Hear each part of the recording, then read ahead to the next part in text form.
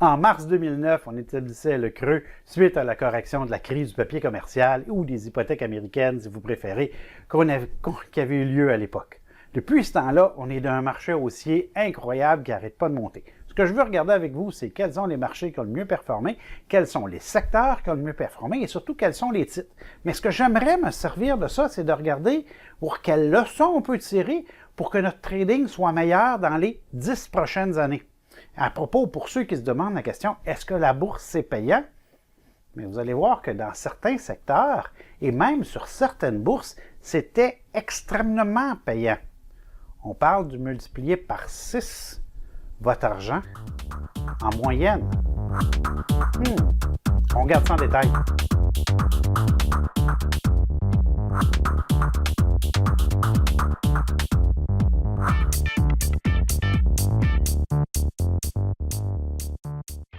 La performance des 10 dernières années sur les différents indices boursiers a été phénoménale, particulièrement du côté de Nasdaq. On le regarde en détail.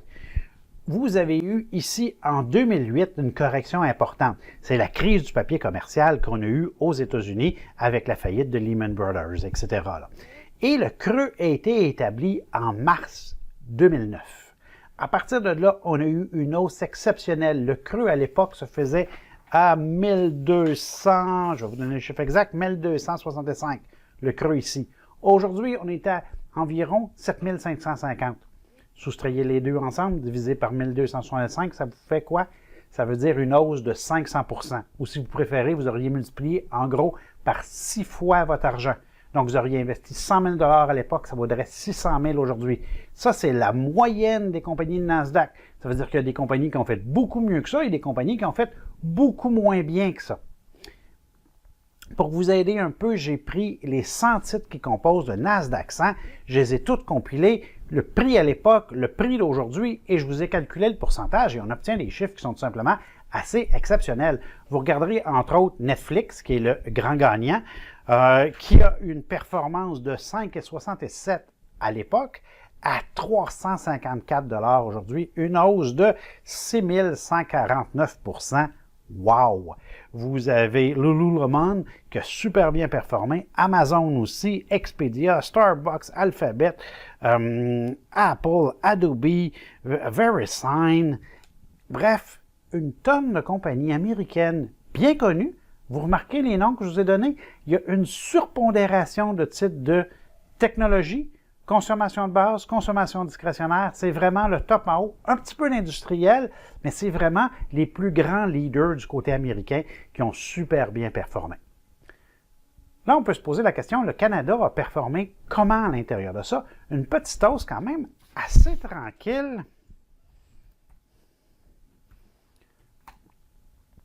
Le creux à l'époque aux alentours de 7005, si on le fait un petit calcul rapide, on s'en va à 16 000.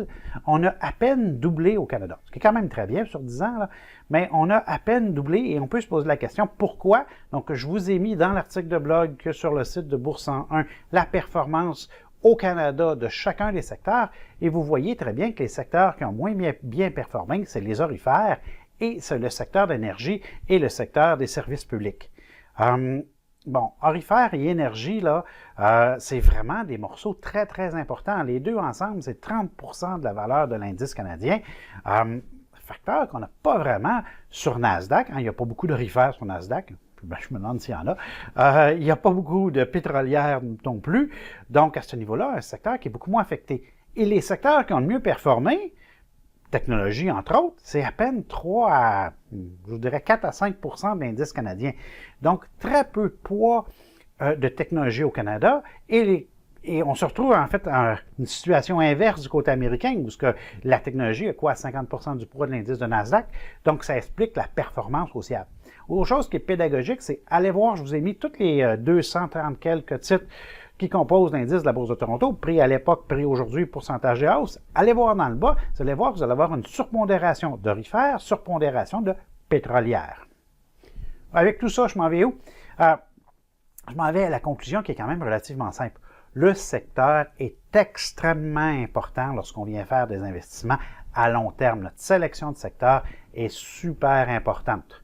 Lorsqu'on fait de l'investissement à moyen terme, aussi notre secteur il devient important parce qu'on s'aperçoit que, évidemment, si on cherche des gagnants, là, puis des gagnants exceptionnels, là, vous regarderez, là, même au Canada, dans le haut, vous avez une surpondération de titres de techno, même si on n'a pas beaucoup de titres de technologie au Canada, et de consommation de base, consommation discrétionnaire, un petit peu d'industriel.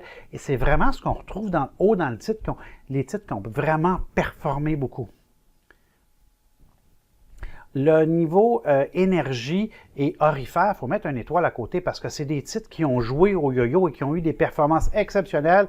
Et ça a un petit peu savoir, on prend le haut puis on prend la fin à quel endroit parce que ça bouge tout le temps, là. Donc, c'est des titres qui sont beaucoup plus cycliques. Donc, investissement cyclique, on parle de moyen terme. Ça explique aussi pourquoi que dans les formations, j'insiste tant sur le choix des secteurs. C'est un facteur super important lorsque vous venez faire de l'investissement. À long terme et à moyen terme aussi, c'est à mon avis le facteur le plus important pour vos investissements. C'est le choix du secteur. Définitivement, il faut absolument se concentrer là-dessus. Là, vous allez me dire que je n'ai pas parlé beaucoup des télécoms et des services publics, c'est vrai.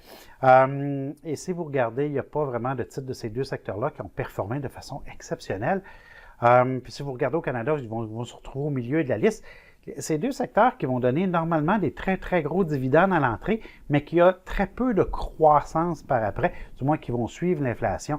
Donc, dans ce genre de tableau-là, ce n'est pas le genre de titres qui vont ressortir.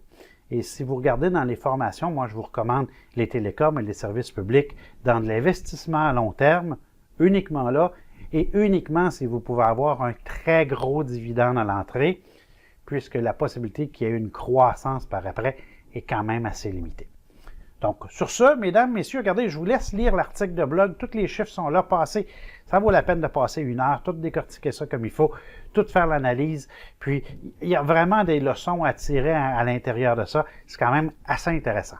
Sur ce, mesdames, messieurs, bon trading.